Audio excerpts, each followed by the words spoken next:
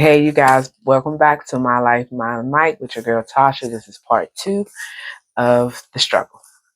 So after lunch, we will go outside and we will play all day. And the objective was to make them so tired that, when we go in the house, we took a bath, we ate dinner, and we would eat dinner before the sun went out. So I would take them in the house, say about 6 o'clock, we have dinner, then we'll go back outside, play to 7, and then go in the house about 8, and then have bath, and they'll get a night snack or whatever, and then they'll watch TV and fall asleep. So that was the routine. I did this every day. I want to say for 2 to 3 months. Um, yeah, and it was it was the summertime. It was like spring into summer or something like that because it definitely wasn't cold. I didn't have to worry about them being hot. And then at night, when I would cut the TV off, I would have the fan circulating in their room when they slept. So yeah, that was the second one of the hard times um, that I had. A short time after that, I got a job at Wendy's, yeah, Wendy's in Forestville, Maryland. And the same day I got that job and they gave me my schedule, I went to what was called Lots of Store that was like literally like 50 feet away from the Wendy's and got another job there. And I lined up my schedule that when I would work for Wendy's, I would get off and then I would work for the Lots of Store. Or if I was off from Wendy's, I would be at the Lots of Store. So I will walk from what was called Park Berkshire Apartments at the time, um, all the way to Forestville Mall, work like 8 hours at Wendy's, 4 hours at Lobster Store, and then have to walk all the way back home. So that was my routine, and that was how I got us out of that struggle during that time and was able to uh, get my lights and stuff back on and everything else. Um, so yeah, that was the end of struggle two. Struggle one, three was very earlier when I was homeless and I was sleeping at my aunt's house or my distant cousin house or friend's house or laundromats and like in the building of the laundromat because I could like close the door. Uh, that was one of my struggles that lasted a while.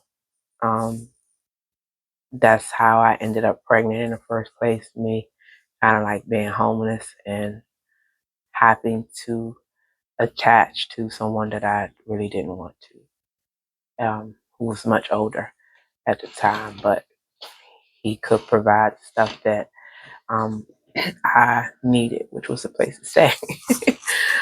So yeah, that was another struggle. The other struggle was when when I moved back from Woodbridge back with my family and me like getting to know them all over again. Cause you gotta think I had been away from them for years and when you a child and you away, I kind of like blocked out the memories that I had beforehand. So when I got back with them, it was more of a struggle um, to know, especially my sister because she was older. My brother was easy because he was younger than me, so we had our little differences at times. But uh, I think because I knew where he'd been and he knew where I've been, it was a like foster kid connection bond. When we did get back together. But the truth of the matter is that I had to learn everybody all over again. We had a cousin living with us at the time. I had to learn her.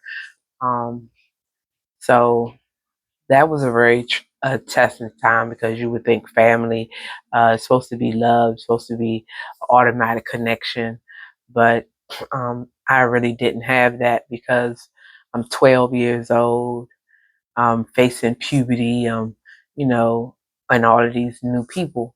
Again, even though I was back with family, I'm still changing another school. I'm still have to meet new friends again and start over from scratch, which, I had been accustomed to doing, but you become hesitant about meeting people because you're thinking, well, I might be gone in a little bit.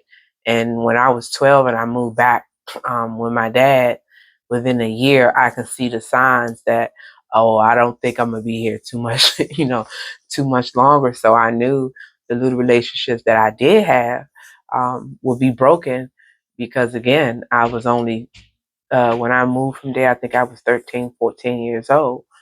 I got there when I was 12. So, again, unfamiliar territories. So, me and having um, a lifetime of friends or knowing kids from when I was young, I don't have that luxury. Uh, I don't remember anyone from, I want to say, fifth grade, sixth grade, because before then I never stayed at school long enough or attended school long enough to even know somebody or let alone build a friendship. Um, so that's been one of the things that I noticed as an adult has kind of, it's something that I probably need to work on. I do know that I know how to be a good friend. I just, I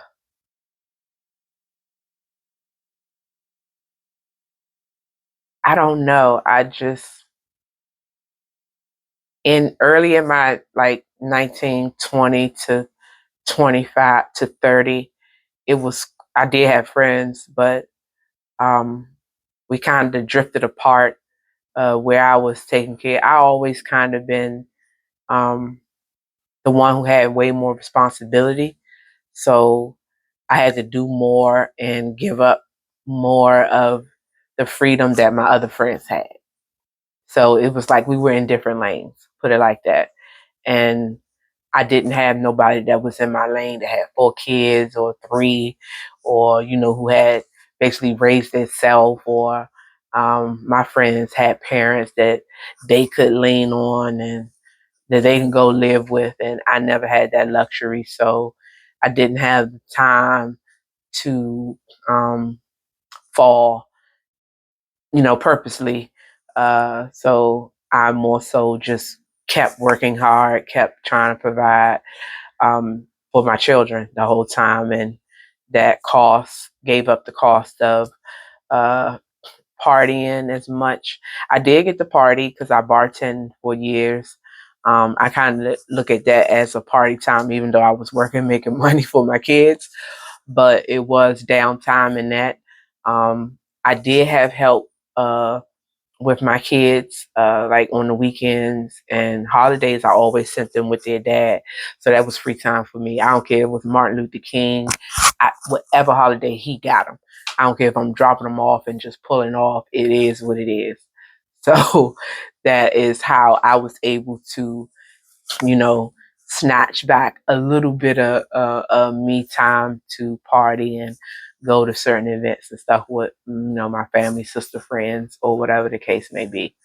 So I did have that, thank God, to my aunts, my aunt Darlene and my aunt Diane. My aunt Diane had 3 boys. I had 3 boys. My aunt Darlene, her kids were older, but no, she had Davon and Dimitri and, yeah, my other cousin. So uh, she would get them on the weekends, and that just gave me time. She'd call me like, "I know you need a break," and I'd be like, "Woman, you read my mind," and I would drop them off. So I was able to, and it helped me when I worked at night over the, bartending and stuff like that. And then I had my mom living with me, so she was like in-house babysitter for when I worked, also. So I did have that. I did have the help with my children where I was able to get a break um, once I was in a place where I was on my feet and felt comfortable, with that. But yeah, so the struggles are real, and anybody who's going through them, please believe me, just keep your head up. It has been so many nights where I would be in a closet crying, praying like, God, please get me out of this. And every time he got me out of it. Um, and and just like I said, I went through it, like from the mouse to the living with no electricity and getting up trying to figure out what they're going to eat every day and actually doing it. And I can look back and say they never missed a meal. I mean, there's definitely a God because I'm living proof. So, to any single parent out there and you struggling, please believe me, I've been there. Just stay focused. And my motto was, as long as I'm doing right by my kids, he's going to make a way because I'm doing right. And it always worked out for me. I might had to suffer as a parent, but my kids didn't have to suffer. I may have, and I know I have missed meals so that my kids, I would make sure that they had what they needed. And that's the part of parenting. Nothing that I would change, nothing that I regret, but that's the struggle. So, um, and let's think another struggle. Of course, it was a struggle when I left my kid's father alone from catching them in bed. But again, I'm a Virgo, and we tend to not look back. And um, I had prayed on it. So once I had prayed on it, and then God revealed it to me, it was like, okay, Tasha, you got what you asked for. So now move forward. So that was the case for me, and I think that was how I was easy to break it off. And that's one of the things that I recently learned about myself, that I am easy at saying goodbye. And I think that's because of all of the moves, all of the relocations. You got to think I've moved over 33 times in my life. And so that alone, um, that's why when that song came out, I'm good at I'm good at saying goodbye. I'm probably saying the words wrong, but I was like, whoa, that's me all the way. Um, so that's just a part of me. That's just like when I do move, I'm happy. Like I don't be like, oh man, I'm moving again. I done got the boxes. I like packing. I like unpacking. I guess it's the trauma that I turned into something positive, and that's what I do. Um, I have been doing that all my life. Some things take me longer to see, like the death of my sons definitely took me longer to see the positive into that. Um, so that's just a part of me. And yeah, so the struggles are real. I've been there. I have so many I can go through. Um, but I'm human. I'm here. I've succeeded them, and I'm gonna continue to succeed them. We all fall. The key is to get right back up.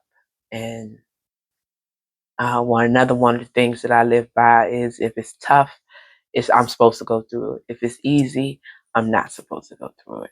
And I think that's why I have chosen kind of tough jobs and stuff like that I'm trying to get out of now. That's why I'm here.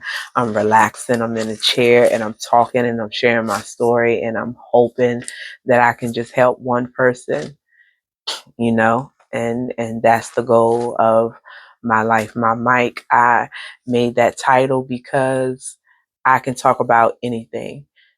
It's my life. um, I can only give advice on things that I went through, though.